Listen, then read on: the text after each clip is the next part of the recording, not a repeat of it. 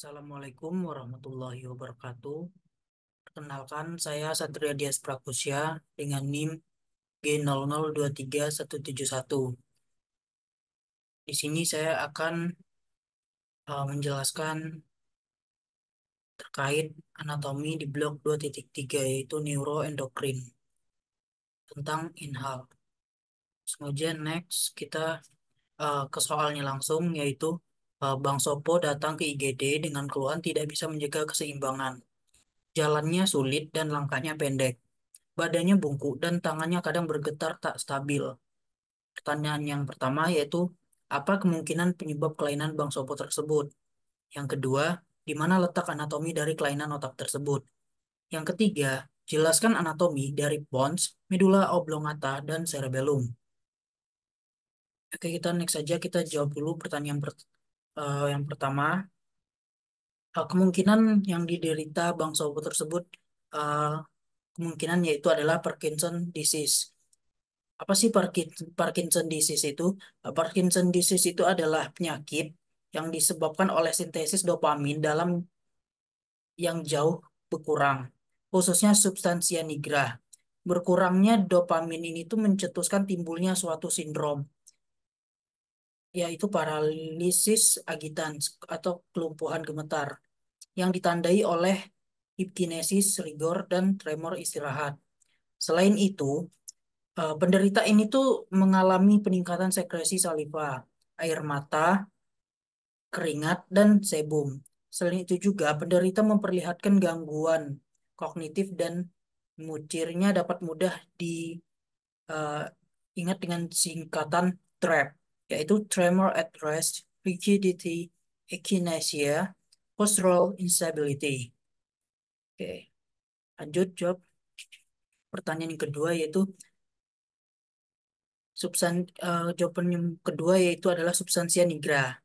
Substansia nigra itu tuh terletak di mesencephalon. Substansia nigra punya dua daerah khusus, yaitu pars compacta dan pars reticulata. Ya, ide itu berada di sini. Pars compacta yang hitam, lalu pars reticulata itu yang putih. Fungsi dari substansia nigra adalah mengirim pesan ke berbagai saraf di tulang belakang yang berfungsi mengendalikan otot-otot pada tubuh. Pesan akan dikirimkan dari sel otak ke saraf dan otot dengan memanfaatkan senyawa kimia yang disebut neurotransmitter. Salah satu neurotransmitter utama yang dihasilkan oleh sel otak di substansia nigra adalah dopamin.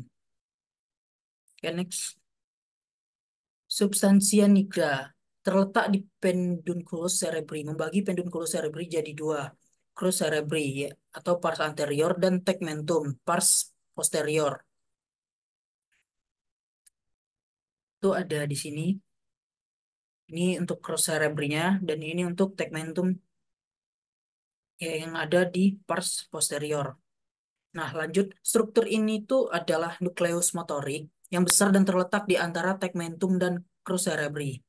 Warna yang gelap adalah akibat pigmen melanin yang terkandung di dalam badan sel saraf. Substansia nigra merupakan komponen penting pada sistem motorik ekstrapiramidal dan memiliki hubungan dengan ganglia basalis.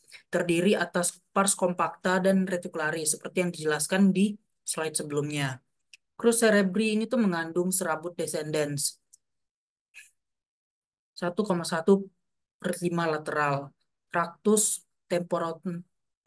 temporopontinus 1/5 lateral, tractus temporopontinus, tractus perietopontinus, tractus occipitopontinus.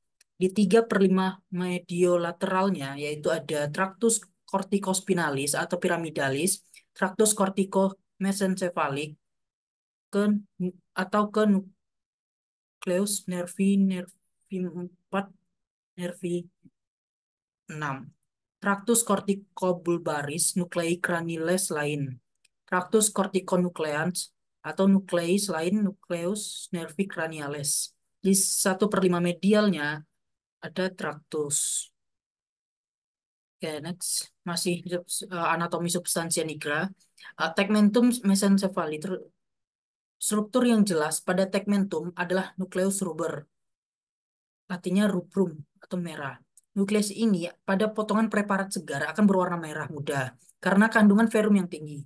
Selain itu, pada bagian ini juga terdapat lemniscus lateralis yang tampak memasuki colliculus inferior yang merupakan bagian dari jaras pendengaran. Colliculus inferior merupakan stasiun relay untuk jaras pendengaran menuju fossa interpeduncularis, yaitu dataran di antara pedunculus cerebri. Ditembus fasa darah arterial centralis posteromedialis sehingga akan membentuk daerah yang berlubang-lubang yang disebut substansia perforata posteriora. Di daerah ini juga akan menjadi tempat keluar nervi 3 yang akan membentuk suatu alur yang disebut sulcus nervi oculomotori. Aqueductus mesencephalic menghubungkan ventriculus tertius dengan ventriculus quadratus. Ya, next, kita menjawab pertanyaan nomor 3, yaitu pons. Di pons itu ada pars tegmentalis pontis dan juga di facies dorsalis medulla oblongata.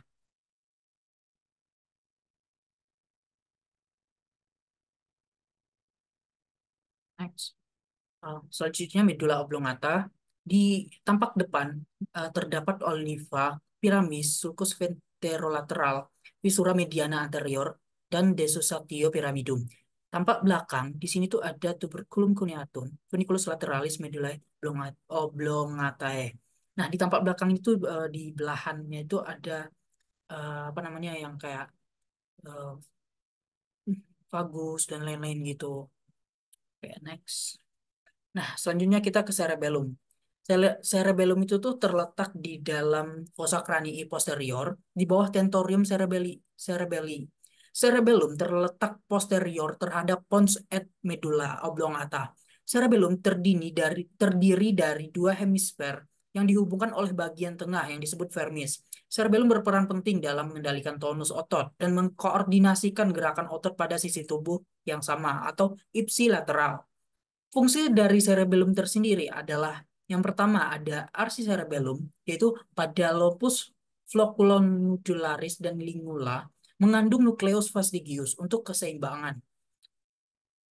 Yang kedua, paleocerebellum, yaitu pada lobus anterior. Dia tuh mengandung nukleus emboliformis et nucleus globosus untuk tonus otot. Yang selanjutnya ada neocerebellum, yaitu pada lobus posterior. Si neocerebellum ini tuh mengandung nukleus dentatus untuk kemampuan gerakan terampil dan berkoordinasi dengan cerebrum. Oke, lanjut aja kita ke bagian dari cerebellum. Bagian dari cerebellum yang pertama kita bahas dulu arsi cerebellum, yaitu pada lobus flocculonodularis dan limula.